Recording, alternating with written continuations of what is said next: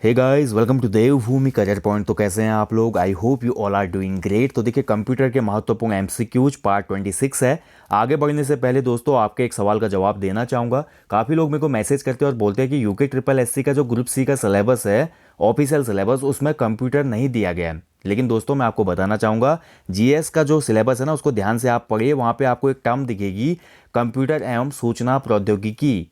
तो देखिए वहाँ पे दिया गया है कंप्यूटर के जो नए नए इनोवेशन होते हैं वहाँ से क्वेश्चन बनते हैं। करंट अफेयर्स पे रिलेटेड क्वेश्चन बन सकता है कंप्यूटर का, ठीक है। और साथ ही देखिए आजकल यूके ट्रिपल एससी ने थोड़ा ट्रेंड बदला है। वो कंप्यूटर के ऐसे क्वेश्चनों को इंक्लूड कर रहा है।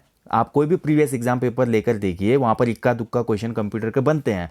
और ज़्यादातर क्वेश्चन हमारे एमएस ऑफिस, जो हमारा ऑफिस होता है ना, तो ऑफिस के अंदर सभी चीज़ें आ जाती है। एमएस वर्ड आता है, एमएस पीपीटी आ जाते हैं, पावर पॉइंट आ जाता है, एमएस एक्सेल आ जाता है, ठीक है। तो वहाँ पर आप देखते हैं इन सभी क्षेत्रों से क्वेश्चन निकल के आ रहे हैं। साथ ही जो हमारी शॉर्टकट कीज़ होती हैं वहाँ से भी क्वेश्चन आता है। और साथ ही इंटरनेट की दुनिया के जो क्वेश्चन हैं, इंटरनेट से रिलेटेड जितने भी क्वेश्चन होते हैं, उनको भी यूके ट्रिपल एससी अपने एग्जाम पेपर में इंक्लूड कर रहा है।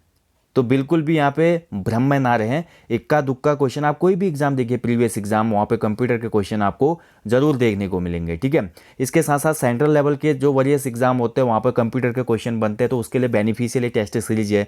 इसके साथ साथ जो लोग ट्रिपल सी एग्जाम की तैयारी कर रहे हैं अभी वर्तमान में, उन लोगों के लिए तो बहुत ज़्यादा बेनिफिशियल ये टेस्ट सीरीज है, क्योंकि यहीं से सेम आपको क्वेश्चन देखने को मिलेंगे ट्रिपल सी के एग्जाम में। तो चलिए शुरू करेंगे आज का सेशन।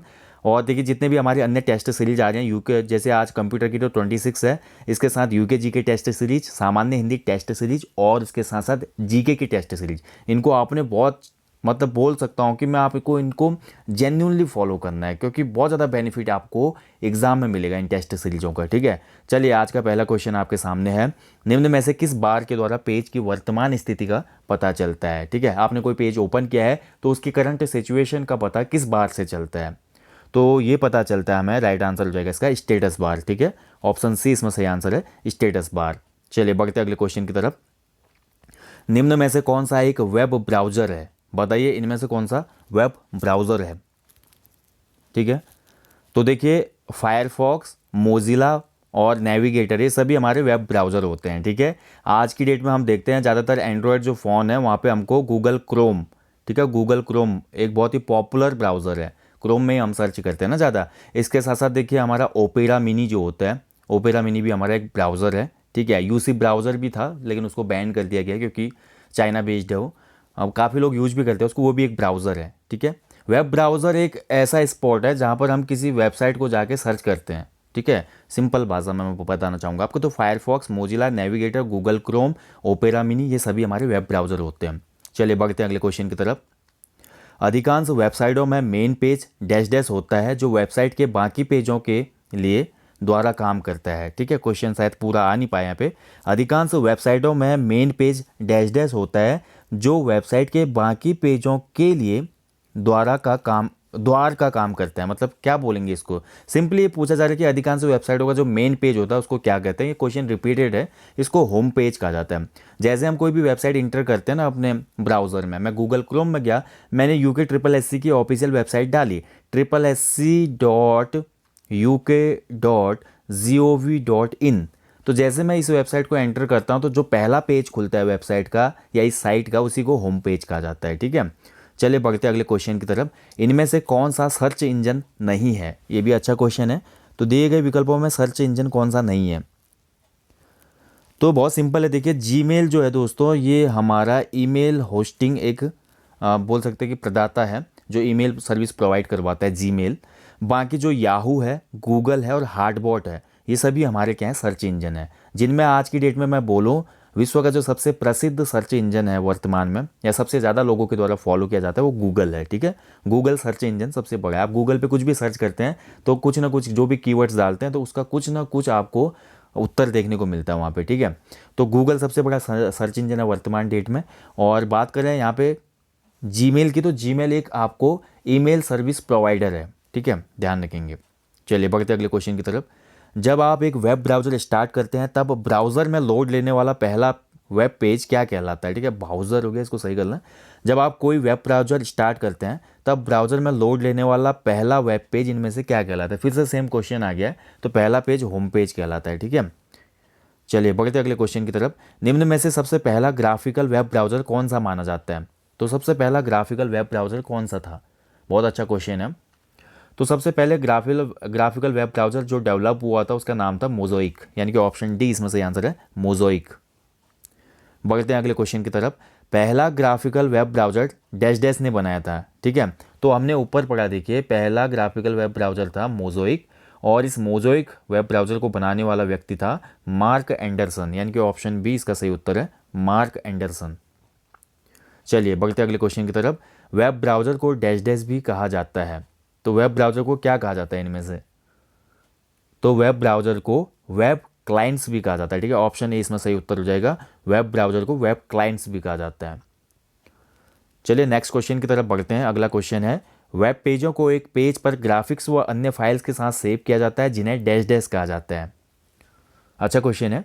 तो वेब पेजों को एक पेज पर ग्राफिक्स व अन्य फाइल के साथ सेव किया जाता है, ठीक है, और इसे कहा जाता है टेम्परेरी इंटरनेट फाइल, यानी कि ऑप्शन डी इसमें सही आंसर हो जाएगा, टेम्परेरी इंटरनेट फाइल होती है। चलिए नेक्स्ट क्वेश्चन की तरफ बढ़ते हैं। अगला क्वेश्चन है, देखिए किसी पेज या दस्तावेज को किसी अन्य पेज या दस्तावेज से जोड़ना डैश डैश कहलाता है। ये भी अच्छा क्वेश्चन है, मैंने बोला ना इंटरनेट से बहुत क्वेश्चन बनने हैं आज की डेट में।